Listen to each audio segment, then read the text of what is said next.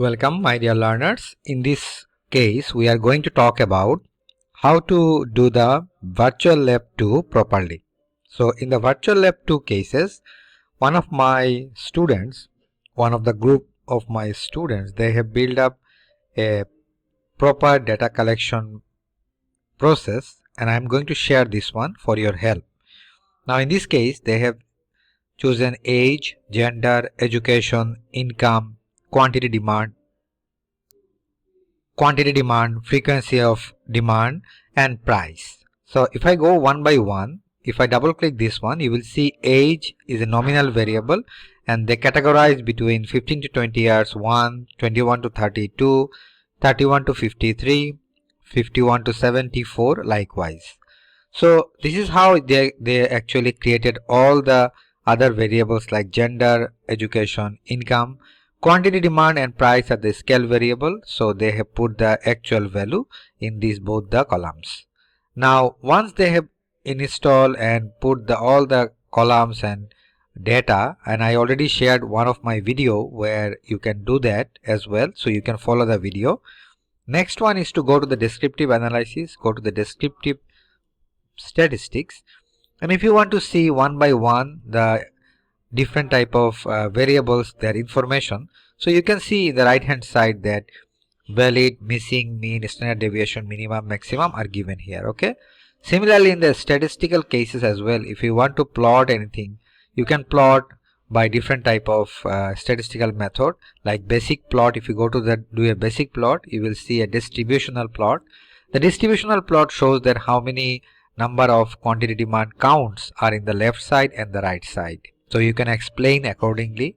Okay, after that you can go to the correlation analysis. You can try different type of other tools, like for example in here mode, median. So you will see that the mode and median also calculated in the right hand side and explain what the mode means, median means.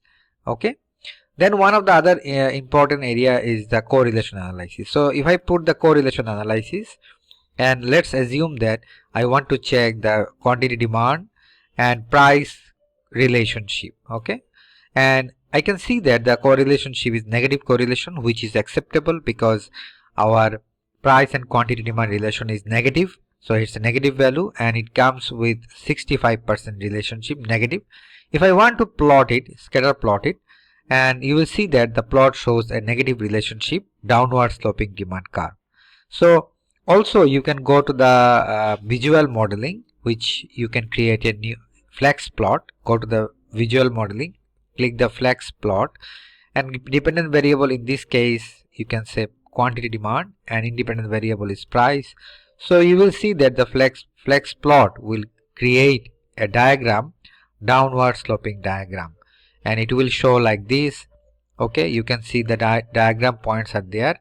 So you can create the flex plot like this, or you can create the scatter plot like this one, the one that I shared. Also you can do a regression analysis.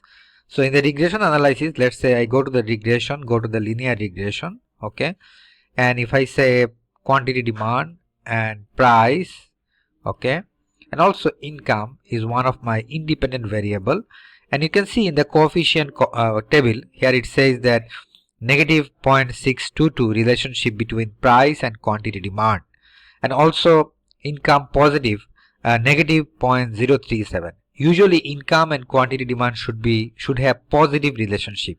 So the group that are using iPhone 15, I request them to check the data again or put the mode data set so that it will come a positive relationship between quantity demand and education and income.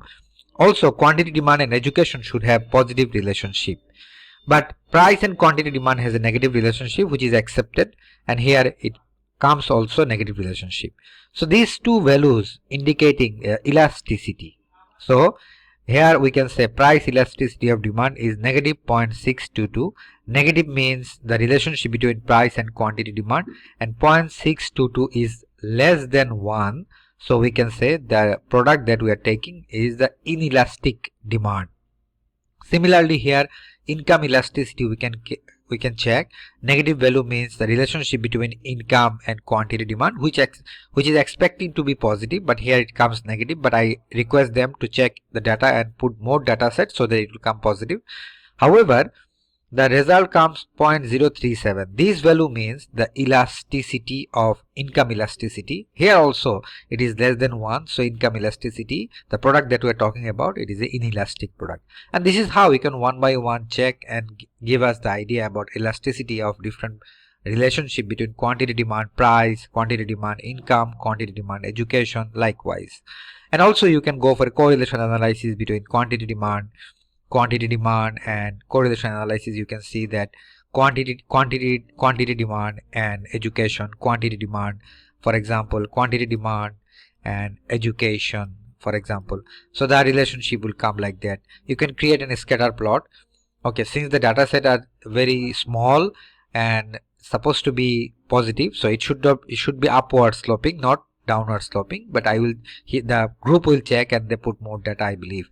So the quantity demand education, quantity demand income should have positive relationship, and quantity demand price should have negative relationship. All these correlation, elasticity from regression and descriptive statistics you will put in one single Word file, explain the table and figure, and then you will submit as a Word file, not PDF, not Excel. One single Word document you will submit to our Virtual Lab 2 submission. Okay, and also do not plagiarize. Do whatever you want to do. You can take help from different technology to explain the things. I don't mind. As long as this is your work, I will be happy. So thank you, my dear learners. If you have any question, please let me know during the class time. I will get back to you. This video is useful for your benefit to build up the Virtual Lab 2 properly. Thank you.